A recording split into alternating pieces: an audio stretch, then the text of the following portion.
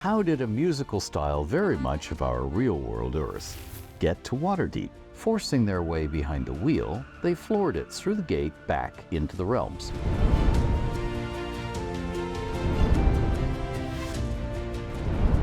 Hey and welcome back to some more Realms lore from the original creator of the Forgotten Realms himself, Sir Ed Greenwood. Hi. I'm not going to deliver too much exposition on this one. I just want you all who are watching this to know that when he sent me this file, the file name was The Night Polka Came to Waterdeep. Ed, please explain yourself. Yeah, well, Polka did indeed come to Waterdeep. And this video will tell you how and why and what happened next. Oh my god. So if you would like your bard to be Weird Al Yankovic, then you should probably stay till the end of the video. But for now, if you're enjoying these videos, please consider becoming a protector of the realms by supporting Ed directly on patreon.com/EdGreenwood. The support from there is what directly enables us to continue making content and videos and stuff for you here. So yeah, let's get our accordions ready and get some polka going on. Yeah, watch this video. My beard will grow longer. Yes, polka music has featured in Realms Play sessions, both recent and long ago. So, how did a musical style very much of our real-world Earth get to Waterdeep anyway? Well, over 20 years ago, at a Realms Play session at a Pentacon in Fort Wayne, Indiana, player characters exploring a crumbling keep in the Troll Hills were mass plane shifted from the realms to our real-time, real-world Earth by Larlock to get rid of them. They had blundered into the cavernous feast hall of the Citadel and come upon a tall, lone figure in a black-cowled robe, working complex magics that flashed and glowed all around him. There was no time for combat. Larlock saw them and did a casual get-rid-of-nuisance intruders swat that hurled them into another world. He was busy with magical experiments and didn't want to be disturbed. The players, not just their characters, were upset and bewildered upon arriving in the heart of a concrete jungle, the heart of the downtown of a modern North American city, but soon realized where they were and pretty much when they were. They did some quick ask NPCs things. Hey, the common tongue is called that for a reason, to try and make sure that this was our Earth and not an alternate Earth. Satisfied themselves that it was, and then headed for the sounds of music, which were coming from my table version of the real entertainment district in my home city of Toronto, Ontario, Canada, where almost all the nightclubs and small concert venues were then concentrated in a few city blocks for the benefit of easy policing. It's largely gone now, pushed out by luxury condos and other redevelopment because parking lots are land too valuable to leave as parking lots in that part of downtown.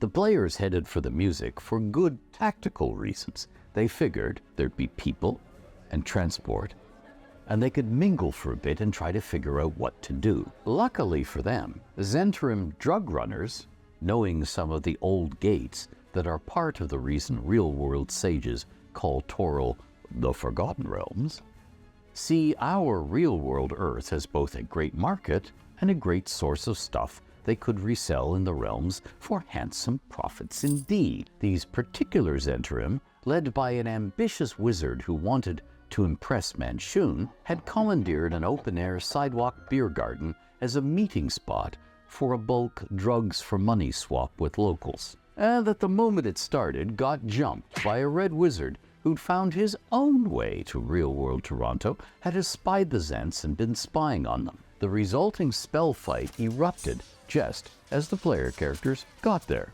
of course. The startled Zent wizard wanted no part of any brawl, not knowing how many foes he faced, but knowing he couldn't possibly spot them in time in all of this milling humanity, so he opened a gate of his own to flee through.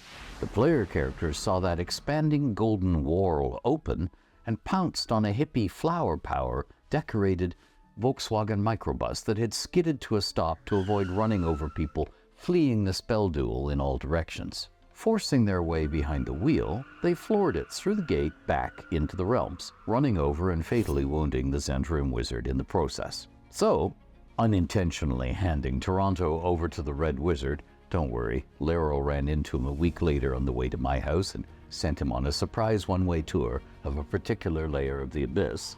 The player characters arrived back in the realms with a mangled and dying Zentrum wizard wrapped around the wheels of a microbus containing a dazed polka band and all of their instruments on the Amphail Road, just outside the walls of Waterdeep. Being fine, upstanding citizens, the player characters piled out of their hijacked conveyance and fled towards Waterdeep without a backward glance. So, as the dungeon master, I decided that the polka band drove into Waterdeep, swapped almost everything they had that wasn't a musical instrument for rooms to stay, sold the microbus right away to a smith for its metals because its gas tank was hovering at just about empty, and began new lives as house musicians at clubs in Waterdeep.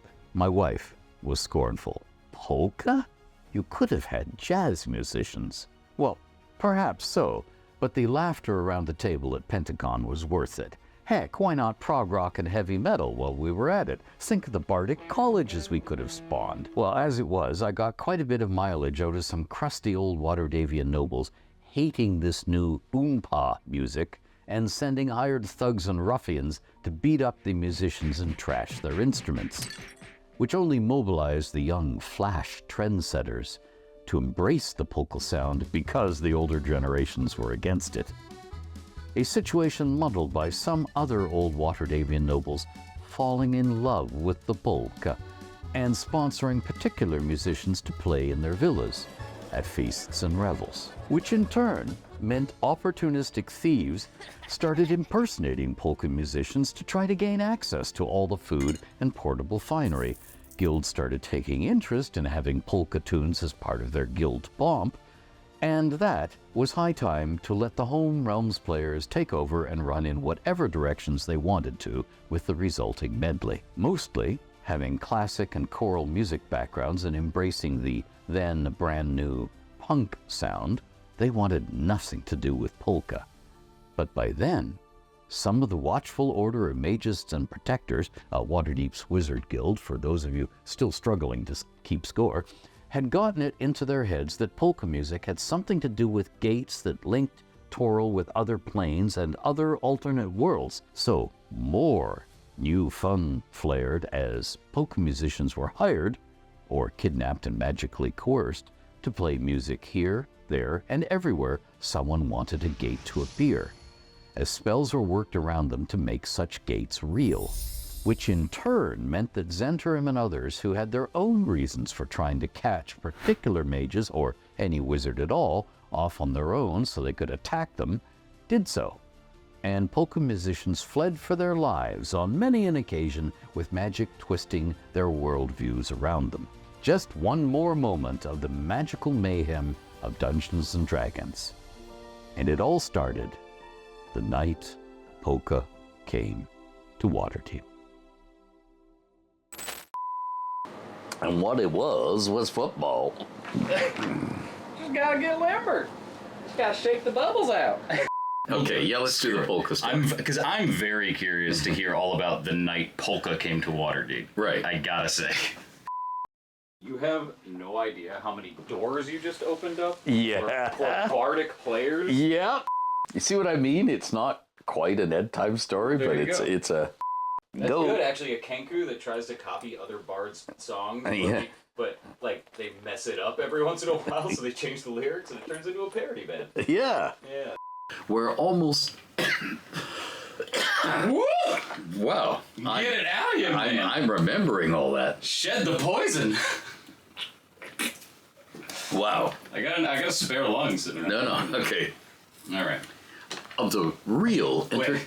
We'll start the sentence over again, so my poor editor Veronica doesn't kill me with a hatchet. Sorry, Veronica. Boy, I'm giving you like lots of extra grief, aren't I? Right.